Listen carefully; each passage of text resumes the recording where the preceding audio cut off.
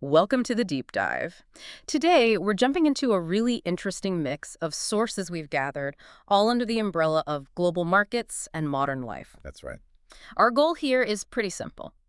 Cut through the noise and give you the key takeaways, the surprising connections from all sorts of areas, geopolitics, big tech dreams, even, your credit card points. Basically, a quick way to get up to speed. It really is fascinating how these seemingly separate things weave together. What struck me is how fast something happening globally can suddenly become a very real economic issue, impacting, well, everything. Yeah, that's a great point. Let's dig into that maybe with what's happening with global forces right now. Jet fuel prices in Europe, for instance, they're just soaring, apparently tied directly to the renewed conflict in the Middle East. Now, obviously, that means pricier flights, right? But is there more to it, like deeper shifts we should be thinking about? Is this just temporary? Well, yes, the higher airfare is the immediate hit, and that's definitely going to strain travel and trade in Europe. But think of it more like a canary in the coal mine. Okay. Historically, these kinds of energy price spikes often signal wider inflation coming down the line, and that gets central banks worried, maybe pushing them towards, tighter money policies. So a conflict far away suddenly influences macroeconomic decisions. Right, those ripple effects. And talking about economic shifts, there's this weird situation with UK investors. Our sources say they're sending more money overseas, even though lots of analysts think British stocks are actually undervalued. Why is that? Why overlook your home turf? It's interesting. It seems to be a mix of things. There are real worries about how fast the UK economy is growing, or rather, not growing. Uh-huh. Plus, there's political uncertainty, which always makes investors nervous. And honestly, sometimes it's just old perceptions. People kind of thinking the UK market isn't as dynamic as others. It's tough to shake those views. Perception versus reality. Okay, so let's pivot from that to, well, the future being built. Big tech. This SoftBank news is just wow. Masayoshi Son proposing a $1 trillion AI and robotics hub in Arizona. Yeah. What's the real game plan behind something that massive? Is it just throwing money at a problem? I don't think so. It's much bigger than just the physical size or the dollar amount, staggering as they are. This looks like a strategic move in what's becoming, frankly, a global race for AI dominance. An AI arms race. Sort of, yeah. It's about building the foundational infrastructure, the AI factories, that will power everything else. Yeah. Whichever nation or company leads in this, they're going to have a huge advantage, reshaping supply chains, attracting talent. It's foundational. Okay. From trillion-dollar visions to something maybe a bit more relatable for many of us listening.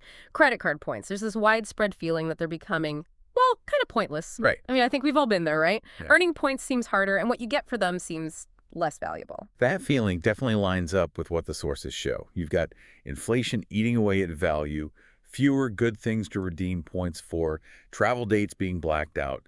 Sometimes the point systems themselves just get devalued by the companies. Consumers are getting frustrated, feeling that the loyalty isn't really being rewarded anymore. They want transparency, real value. But it's not all bad news on that front, is it? We saw that British Airways and Amex actually updated their partnership, made it clearer how you earn points. Exactly. That's a What? good counterexample. It shows they were listening to the complaints, the confusion that had been building up for years. It's a move to try and rebuild that trust and get people, especially frequent travelers, engaged again so companies can respond. Okay, good to know. Now, speaking of consumer trends, but with maybe bigger social questions, let's look at Nigeria. There's this explosion in football betting, apparently driven a lot by social media influencers. Yeah, that's a really complex one. On one hand, our sources point out it is creating jobs, generating income, which is significant. Sure. But on the other hand, there are serious red flags. Concerns about gambling addiction, particularly among young people, potential exploitation, and the fact that this whole digital scene is growing so fast, it's basically unregulated. So it's like growth outpacing the rules. Precisely. It's that classic double-edged sword you see in rapidly developing digital economies. The opportunity's there, but so are the risks when oversight lags behind. Got it. Okay, one last area to touch on briefly. The world of assets, specifically crypto. The sources suggest, it's calmed down a bit from the really wild days, but the jury's still out on whether it's a real asset class. That debate is definitely ongoing. I mean, how do we define and value things in this digital age? Cryptocurrencies are less predictable, face regulatory hurdles, and haven't quite hit mainstream adoption for everyday use. That keeps a lot of traditional investors wary.